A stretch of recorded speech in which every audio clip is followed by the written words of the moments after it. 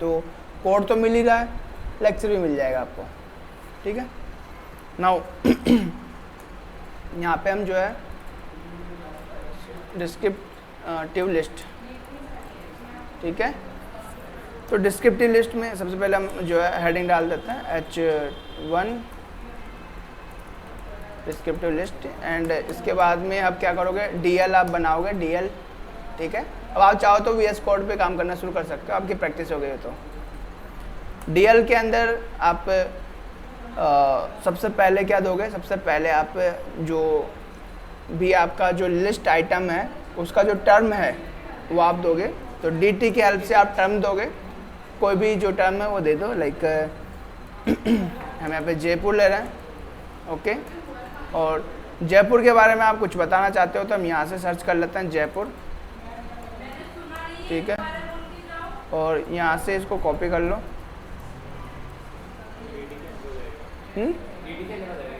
वो DD के अंदर आ जाएगा। तो जितना भी डिटेल्स है वो सारा DD के अंदर आ जाएगा। और जब भी हम ऐसा लिखते हैं तो DD जो है सम स्पेस लेता है, कितना, आई थिंक 40 पिक्सल का जो है लेफ्ट साइड से स्पेस लेते चलता है, ओके। तो जब इसका आउटपुट हम देखते हैं, इसका आउटपुट हम रन करते हैं, इसको ओपन करते हैं, एंड ये फाइल हमारी इसमें होनी चाहिए थी Mart23,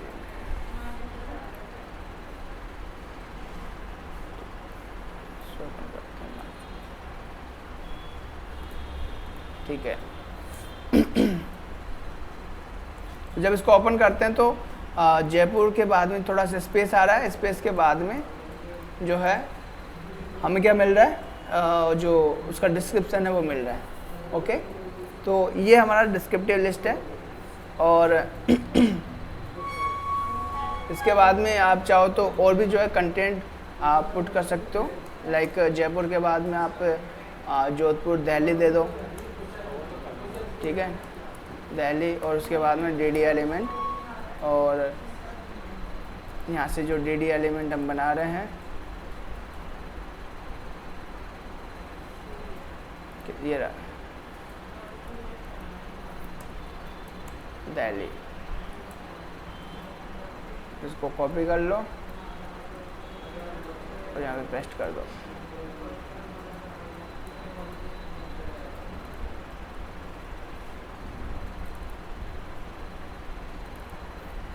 ठीक है। तो इस तरीके से आप डिस्क्रिप्टिवली बना सकते हो, ठीक है, ओके। अब हम बात करते हैं बॉक्स मॉडल की। बॉक्स मॉडल जो है उसका जो नोट्स आपको पहले से मिला हुआ है, बॉक्स मॉडल, एंड इस फाइल को ओपन कर लेते हैं और इस फाइल को इधर भी देखते हैं। तो पहले से ही जो है उसके नोट्स हैं, ये आपको नोट्स देखना है, और भी लिखे हुए हैं चीज़ें नीचे, है ना, ओके। तो बॉक्स मॉडल जो है एक ऐसा मॉडल है जो आपका जितने भी एलिमेंट्स होते हैं उनको as a box representative square type में वो कितना स्पेस ले रहे हैं, कितना उनका हाइट विड्थ है, ओके, कितना कंटेंट का स्पेस है, ये सारा वो डिस्क्राइब करते हैं एज ए रेक्टेंगुलर बॉक्स के अंदर, ठीक है। यानी कि एक ऐसा मॉडल है जो रिप्रेजेंट करता है कि आपका जो एलिमेंट है उसका एक्स्ट्रा स्पेस कितना है। और एक्स्ट्रा स्पेस जो है दो तरीके से काउंट होता है, 2-3 तरीके से, मार्जिन, पैडिंग, बॉर्डर। बॉर्डर यानी कि बाउंड्री, हमारे जो हमारे पास जो एलिमेंट है उसका बाउंड्री क्या है, उसका थिकनेस क्या है, और हमारे पास जो एलिमेंट है उसके अंदर जो कंटेंट है उसने कितना स्पेस एब्जॉर्व कर रखा है।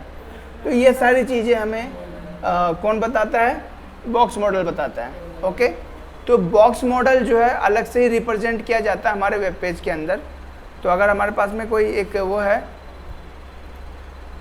एक पेज है, तो हर एक एलिमेंट का अपना खुद का एक बॉक्स मॉडल होता है, ओके, हर एलिमेंट का, यानी कि चाहे वो कितना ही छोटा और कितना ही अंदर हो, उसका अपना एक इंडिविजुअल बॉक्स मॉडल होगा, ठीक है।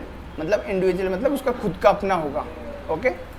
तो यहाँ पे इंस्पेक्ट करते हैं, ओके। तो मैं फिर से बता रहा हूँ, राइट क्लिक करना है, आपको इंस्पेक्ट पे जाना है, एंड अब जो ओपन हुआ है ये है डेवलपर टूल, ओके, ये बहुत इंपॉर्टेंट है, ये आपका साथी है, इससे दोस्ती कर लो, ठीक है।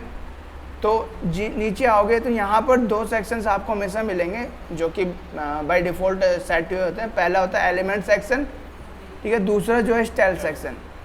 ये दो सेक्शन हमेशा जो है आपको मिलेंगे, इनके अलावा और भी अदर सेक्शंस हैं, बट हमें जब तक हम वेब डिज़ाइनिंग पे काम कर रहे हैं हमें इन दो से ही मतलब है, जब तक कि हम अदर्स को कंसीडर नहीं करते हैं। ओके, तो यहाँ पे हम स्टाइल के अंदर आपको जाना है नीचे, जस्ट नीचे, जब तक कि आपको एक बॉक्स नहीं दिख जाता है, ठीक है। तो ये बॉक्स जो है 4 चीज़ें आपको बताता है बॉक्स मॉडल। पहला मार्जिन, दूसरा बॉर्डर, तीसरा पैडिंग, चौथा आपका कंटेंट, जो बीचों बीच है ये आपका कंटेंट है। क्या है? कंटेंट है। तो जैसा कि हमने कहा हर एक जो एलिमेंट है उसका अपना एक बॉक्स मॉडल होता है, तो आप किसी भी एलिमेंट को सिलेक्ट कर लो, बॉक्स मॉडल आपको मिलेगा, ठीक है। तो अभी जो बॉक्स मॉडल दिख रहा है वो हमारे पूरे HTML एलिमेंट का है। किसका है? फिर हमारा हेड है, हेड का कोई बॉक्स मॉडल नहीं है क्योंकि वो विजिबल नहीं होता है, ठीक है। बॉडी, ये हमारा कंप्लीट बॉडी है, ओके, ये हमारा कंप्लीट बॉडी है। एंड इसके बाद में हम यहाँ पे जाते हैं और इसके अंदर हम जाते हैं तो H2 है, यहाँ पे H2 का अपना खुद का बॉक्स मॉडल है। जैसे इस पर क्लिक करेंगे तो कुछ प्रॉपर्टीज़ के लास्ट में जो है बॉक्स मॉडल दिखाता है। एंड यहाँ पे कुछ वैल्यूज अब है ना, जैसे कि बॉडी के अंदर कोई वैल्यू नहीं है, H2 के अंदर वैल्यूज है। मार्जिन की वैल्यूज अलग है, बॉर्डर की वैल्यूज अलग है, पैडिंग की वैल्यू अलग है और इसकी वैल्यू अलग है। तो जैसे हम इस पे लेके जाएंगे तो देखो आपको जो है हाईलाइट दिख जाएगा, जो भी पार्ट, जिस पार्ट पे हमने माउस लेके गए हैं वो वाला पार्ट जो है इधर हाईलाइट हो रहा है। तो मार्जिन में मार्जिन वाला पार्ट हाईलाइट हो रहा है, बॉर्डर में बॉर्डर वाला पार्ट हाईलाइट हो रहा है, एंड पैडिंग के अंदर पैडिंग वाला पार्ट हाईलाइट हो रहा है। अब बचा क्या? सेंटर पॉइंट, सेंटर जो जहाँ पर बॉक्स मॉडल 1 लिखा हुआ है ये हमारा कंटेंट है। तो जब हम सेंटर वाले पार्ट पे लेके जाते हैं तो कंटेंट हाईलाइट हो रहा है, ओके। तो ये बेसिकली बॉक्स मॉडल आपके वेबसाइट का डिज़ाइनिंग का रूट जो कंस्ट्रक्चर है, जो आपकी वेबसाइट के बारे में बताता है कि आपके वेबसाइट में कौन सा एलिमेंट कितना स्पेस ले रहा है, कितना मार्जिन ले रहा है, कितना पैडिंग ले रहा है, ओके। तो आप इस बॉक्स मॉडल के यूज़ करते हुए काफ़ी सारी जो डिज़ाइनिंग्स है वो बनाओगे, ओके। तो जो आपके पास में 4 जो पार्ट है, मतलब हमारे पास में 3 प्रॉपर्टीज़ आई हैं, तो एक चौथा कंटेंट है, ओके। कंटेंट के पास में 2 चीज़ें होती है, हाइट और विड्थ, यानी कि टोटल 5 प्रॉपर्टी हो गई हमारे पास। कितनी हो गई? 5 प्रॉपर्टी हो गई। पहला मार्जिन, दूसरा बॉर्डर, तीसरा पैडिंग और 2 बची हाइट और विड्थ, ओके। क्योंकि ये कंटेंट है तो कंटेंट का हाइट और विड्थ हो गया, ओके। नाउ यहाँ पे जो है बाय डिफ़ॉल्ट जो है जो हमारा हाइट और विड्थ जो होता है वो कंटेंट पे लगता है बाय डिफ़ॉल्ट, ओके। तो हमारे पास में ये एक और तरीका होता है कि हम हाइट और विड्थ जो है कंटेंट पे ना लगा के पूरे के पूरे एलिमेंट पे भी लगा दें, ओके। तो हम चाहे तो एलिमेंट पे भी विड्थ लगा सकते हैं, चाहे हम कंटेंट पे भी लगा सकते हैं, ओके। लेकिन यहाँ पे क्या होता है, जब हम हाइट और विड्थ लगाते हैं तो ये हमारे पास में वो रहता है चॉइस कि हमारा जो कंटेंट है उसी के हिसाब से हमारा एलिमेंट का साइज बनना चाहिए।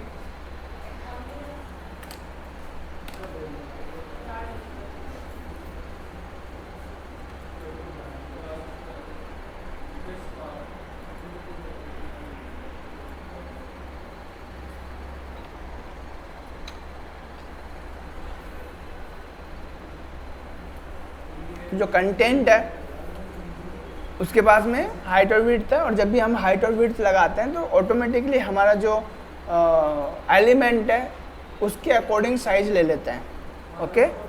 तो यहाँ पर हमारे पास काफ़ी सारे मॉडल्स हैं और सबका अपना अपना है। तो अगर यहाँ पे आपको पता, यहाँ पे आपको ध्यान में है कि हमारे पास में मार्जिन है, बॉर्डर है, पैडिंग है। अब अगर हमें मल्टीपल्स एलिमेंट्स है जैसे कि बॉक्स मॉडल 1 बॉक्स मॉडल 2 है, इन दोनों के बीच में अगर स्पेस बढ़ाना है तो हम यूज़ करते हैं मार्जिन। ओके, क्योंकि मार्जिन हमेशा एलिमेंट के बाहर लगता है, बॉर्डर के बाहर लगता है। ठीक है, तो जब भी आपको एलिमेंट्स के बाहर स्पेस लगाते हो तो उस बाहर जो स्पेस लगी है उसकी हेल्प से आप मल्टीपल एलिमेंट्स के बीच में स्पेस बना सकते हो। जैसे कि यहाँ पर बॉक्स मॉडल 1 और बॉक्स मॉडल 2 के बीच में जो वाइट स्पेस है ये मार्जिन की हेल्प से आया है। ओके, तो मार्जिन कितना है 50 पिक्सल। तो देखो ये जो हाईलाइट हो रहा है यहाँ पे, ये हाईलाइट जो हो रहा है 50 पिक्सल का रीजन है। ओके, मतलब 50 पिक्सल का उसका वो लेंथ है, जो स्पेस का लेंथ है। अगर आपको बढ़ाना है तो आप बढ़ा सकते हो, 100 भी कर सकते हो। तो आपने 100 किया, लेकिन आपने कहाँ 100 किया है, टॉप में किया है बॉटम में किया, क्योंकि ये तो टॉप में बढ़ रहा है ना। अगर हमें इन दोनों के बीच में चाहिए तो या तो आपके पास दो तरीके, या तो बॉक्स मॉडल 2 के टॉप में लगा दो या बॉक्स मॉडल 1 के बॉटम में लगा दो। तो हमारे पास बॉक्स मॉडल 1 है, कैसे पता चला, यहाँ पे पता चल जाएगा कि क्या सिलेक्टेड है। ओके, जैसे इस पर क्लिक करेंगे तो ये सिलेक्टेड है, इस पर क्लिक करेंगे तो ये सिलेक्टेड है, ये 3 डॉट भी दिखा रहा है। ओके, थोड़ा सा नीचे कर लो अगर थोड़ा समझ में नहीं आ रहा है, लेकिन फिर हमारा बॉक्स मॉडल थोड़ा ले जाता है। 3 पे सिलेक्ट करेंगे तो देखो 3 पे आ जाएगा वो, 1 2 पे सिलेक्ट किया, ये देखो 1 पे है ना। और जैसे माउस लेके जाओगे वो हाईलाइट भी हो जाएगा। तो ये पता करने का तरीका है कि अभी करंट में कौन सा सिलेक्टेड है और कौन सा सिलेक्ट कर सकते हैं। ओके, तो अगर आपको बॉक्स मॉडल 1 और बॉक्स मॉडल 2 के बीच में स्पेस चाहिए, आप क्या करोगे, बॉटम के अंदर स्पेस दे दो। तो देखो अब यहाँ पे स्पेस इंक्रीज हो गया है ना। अब यहाँ पे आपको दिख रहा है कि 1 2 3 4 साइड्स हैं, तो सभी साइड्स की आप डिफरेंट वैल्यूज दे सकते हो। सभी को वैल्यू सेम भी दे सकते हो, सभी को डिफरेंट भी दे सकते हो। ये आपके ऊपर चॉइस है कि आप कितना देना चाहते हो। ओके, तो मार्जिन कहाँ लगता है, बॉर्डर के बाहर, यानी कि एलिमेंट के बाहर। और बॉर्डर क्या है, हमारी बाउंड्री है एलिमेंट की। ओके, अब आता है पैडिंग। पैडिंग से पहले बॉर्डर देख लेते हैं। तो जैसे मार्जिन लगता है वैसे बॉर्डर, और ये जो वैल्यूज दी हुई है बॉर्डर को, ये भी उसी तरीके से काम करती है जैसे मार्जिन लगता है। यानी कि जैसे कि हम चाहते हैं कि हमारे पास जो बॉर्डर है उस चारों डायरेक्शन में सेम वैल्यू रहेगी, यानी कि सेम तरीके से उनका थिकनेस रहेगा। ठीक है, यूनिक थिकनेस रहेगा सभी का, सेम थिकनेस। तो यहाँ पे हम 70 अगर करते हैं तो अभी क्या हुआ, इसका थिकनेस थोड़ा सा ज़्यादा हो गया। बाकी की जो 3 साइड की जो बॉर्डर है उनका थिकनेस जो है कम है थोड़ा सा। ओके, तो उनका 50 पिक्सल के समथिंग है, इसका 70 पिक्सल के समथिंग है। ओके, लेकिन आप चाहो तो इनको इक्वल कर सकते हो मैन्युअली देके, या फिर हमारी जो सोर्स फाइल है उसमें एडिट करके। ठीक है, तो अभी तो हम यहाँ पे डिस्कस कर रहे हैं, बाद में हम सोर्स फाइल में उनको एडिट करेंगे।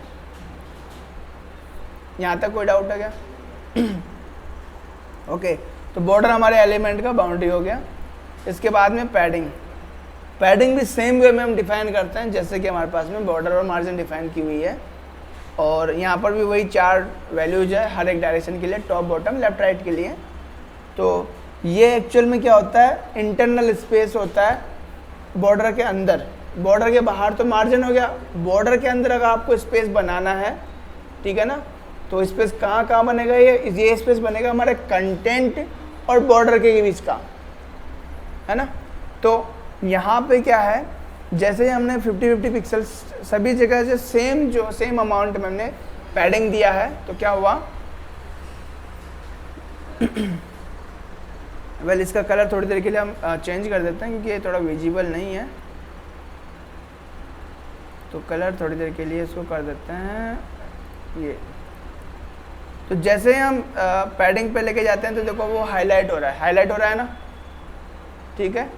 तो ये जितना भी हाईलाइटेड एरिया है ये सारा पैडिंग का एरिया है। अगर आपको वन साइड की पैडिंग बढ़ानी है या फिर मॉडिफाई करनी है तो आप क्या करोगे, इसका पैडिंग दे दो, लाइक इसका 20 कर देते हैं। तो जैसे 20 किया तो टॉप वाला एरिया जो कम हो गया, है ना। राइट वाला बढ़ा दो, 100 कर दो, तो राइट वाला एरिया जो है वो इंक्रीज हो गया, देखो हुआ ना, ठीक है। आप देखोगे कि विदाउट हाईलाइट हमें पता नहीं चलता है ना, विदाउट हाईलाइट हमें पता नहीं चल रहा है कि कहाँ पर क्या पैडिंग है।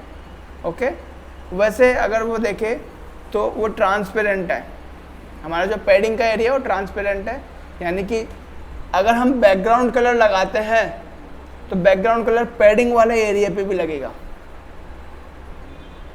जहाँ जहाँ पर भी पैडिंग लगा हुआ है वहाँ पर सभी जगह जो है बैकग्राउंड कलर अप्लाई होगा।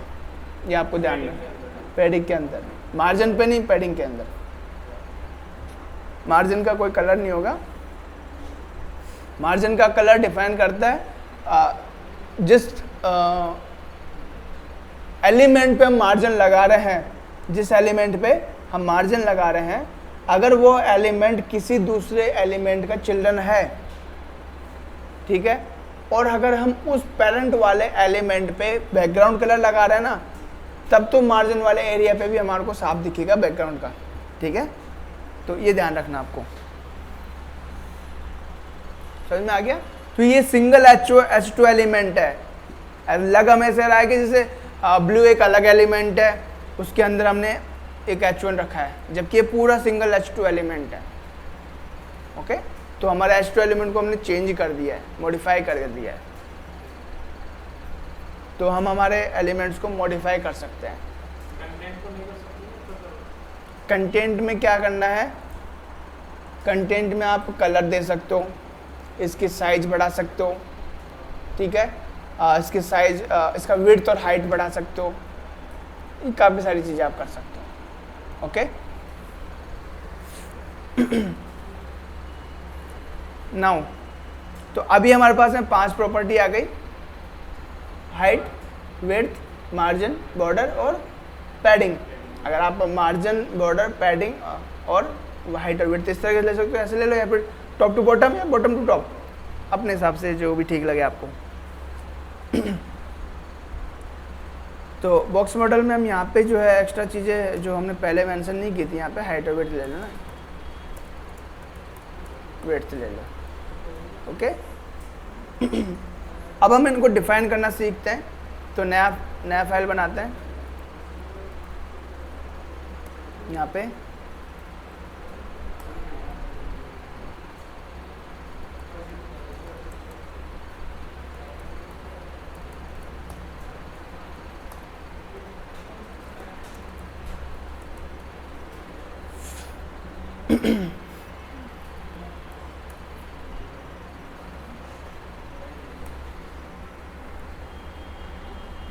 ओके, तो यहाँ पर हम क्या कर रहे हैं, एक H1 बना रहे हैं, ठीक है, बॉक्स मॉडल,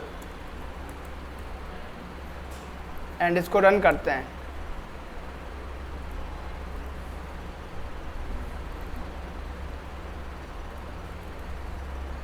बॉक्स मॉडल, ठीक है।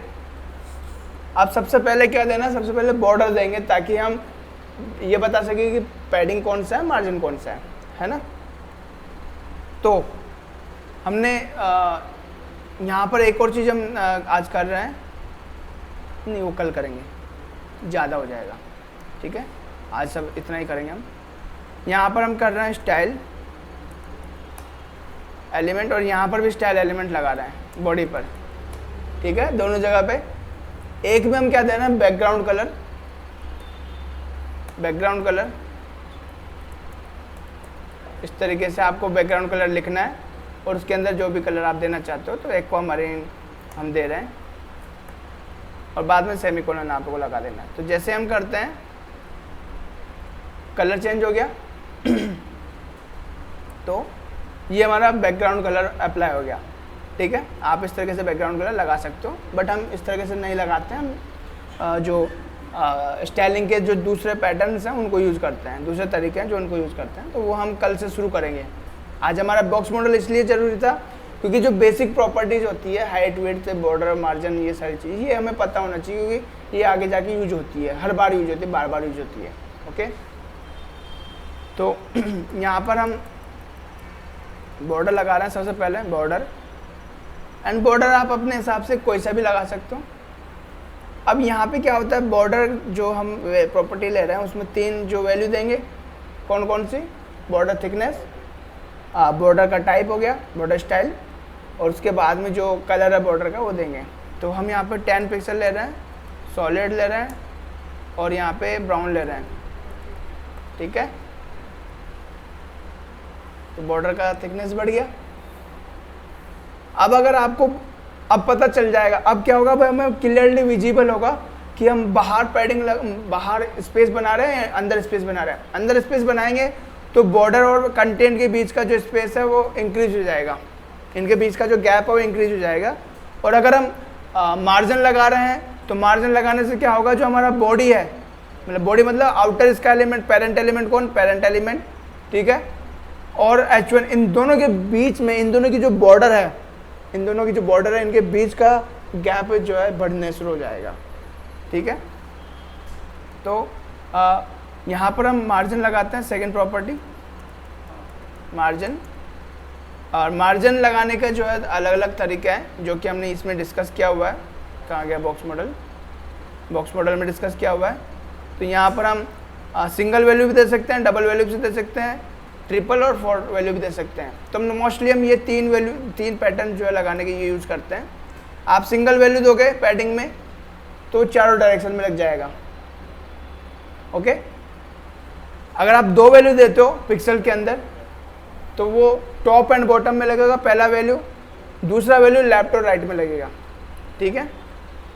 तो आप यहाँ पे पहला वैल्यू दे रहे हो 20 पिक्सल, बस जैसे 20 पिक्सल का मार्जिन हमने दिया, देखो स्पेस इंक्रीज हो गया ना, है ना, वो टॉप में भी इंक्रीज हो गया, इधर लेफ्ट में भी इंक्रीज हो गया, इधर भी इंक्रीज हो गया। देखो अगर आप थोड़ा सा और बढ़ा दोगे इसको,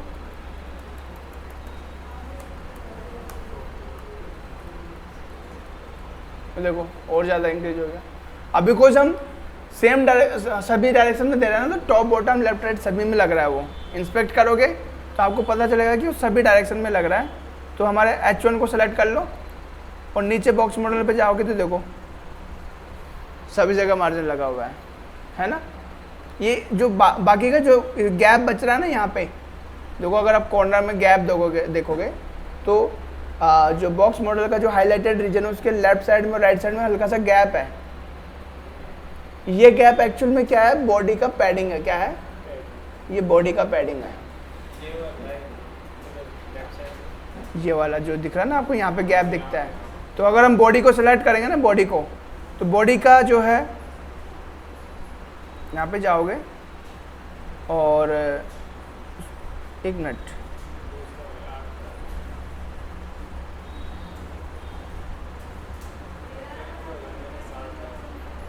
और नहीं ये पैडिंग नहीं है, सॉरी मार्जिन है बॉडी का, ये बॉडी का मार्जिन है, ओके। ये हमारा बॉडी का मार्जिन है 8 पिक्सल।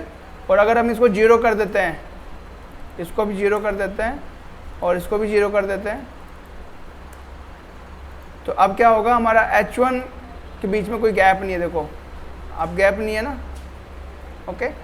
तो ये आपको ध्यान रखना है, ठीक है। समझ में आया कुछ? धीरे धीरे जब आप प्रैक्टिस करोगे ना, धीरे धीरे तो हो जाएगा।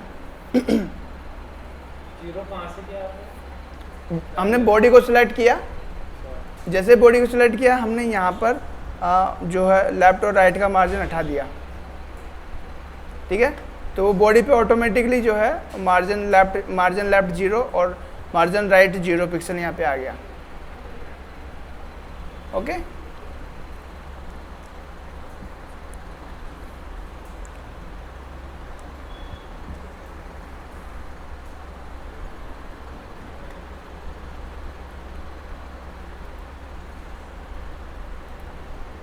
ओके तो मार्जिन हो गया, बॉडी हो गया, पैडिंग हमने अभी तक नहीं दिया क्योंकि बॉक्स मॉडल में और हमारे जो बॉर्डर है उसके बीच में कोई गैप नहीं है ना।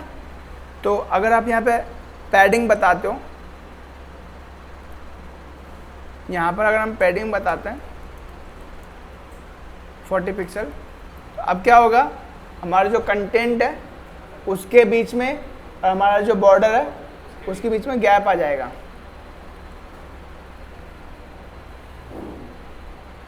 ठीक है। तो जब भी आपको गैप लेना हो, अब यहाँ पे आपके पास जो है चॉइस है कि आप टॉप लेफ्ट राइट सभी में गैप अलग अलग लेना चाहते हो कि नहीं। ओके, अभी हम जो है सिंगल के साथ कर रहे हैं, पहले आप इसकी प्रैक्टिस कर लो। जब आप इसका अच्छे से हो जाएगा, अच्छे से प्रैक्टिस हो जाएगी, फिर हम क्या करेंगे, अलग अलग डायरेक्शन में अलग अलग दे देंगे यहाँ पे मैनुअली। ठीक है, तो ओके, बॉर्डर हो गया। अब हाइट और विड्थ, ठीक है। अब आप क्या कर सकते हो, यहाँ पे हाइट और विड्थ दे सकते हो। तो हम विड्थ देते हैं, तो विड्थ हम दे देते हैं 100 पिक्सल। जैसे हम 100 पिक्सल करेंगे तो हमारा कंटेंट का जो विड्थ है वो हमारा सेट हो जाएगा और वो 100 पिक्सल के अंदर आ जाएगा। तो ये कंटेंट का विड्थ हो गया हमारा। ठीक है, तो अगर यहाँ पे देखें तो इस H1 को सिलेक्ट करोगे, H1 का जो सिलेक्ट है, तो यहाँ पे देखो हाइट जो है वो 100 पिक्सल हो गया। सॉरी, हाइट नहीं है, विड्थ 100 पिक्सल हो गया, और हाइट जो है 75 पिक्सल है। ओके, तो ये चीज़ें आप दे सकते हो। और हाइट भी अगर देना चाहो तो हाइट दे सकते हो, हाइट भी आप 100 पिक्सल कर दो। तो 100 पिक्सल कर दोगे तो वो और ज़्यादा बढ़ जाएगा हाइट, और अब आपका जो है यहाँ पे 100 बाई 100 हो गया। ठीक है, तो ये हमारा बॉक्स मॉडल है, और बॉक्स मॉडल हमें काफ़ी कुछ बताता है हमारे डिजाइनिंग के बारे में। ठीक है, तो बेसिकली ये एक आप कह सकते हो कि रूट स्ट्रक्चर तैयार करता है, बेसिक स्ट्रक्चर तैयार करता है आपके कंपोनेंट, आपके एलिमेंट का। ओके, आपका एलिमेंट में कितना स्पेस है, कितना साइज है, कितना बॉर्डर है, कितना विड्थ हाइट है, ये सारा है। ठीक है, तो आज के लिए इतना काफ़ी है, और ये सारा जो है ऑलरेडी डिफाइन किया हुआ है हमारे जो HTML Day 4 box model class है उसके अंदर। तो वहाँ से आप कर सकते हो। एंड मैं ये वाला कोड भी जो है एज इट इज़ पास कर देता हूँ वहाँ पे। वेल, मैं अपलोड तो कर ही रहा हूँ ना, तो यहाँ पर मैं इसको अपलोड कर देता हूँ। ओके,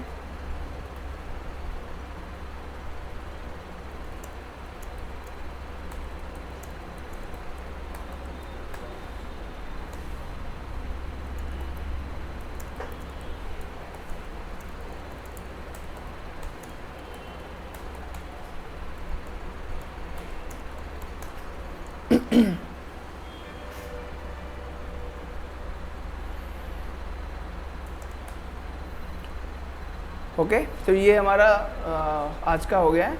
अब आप क्या करोगे, इनकी प्रैक्टिस करोगे।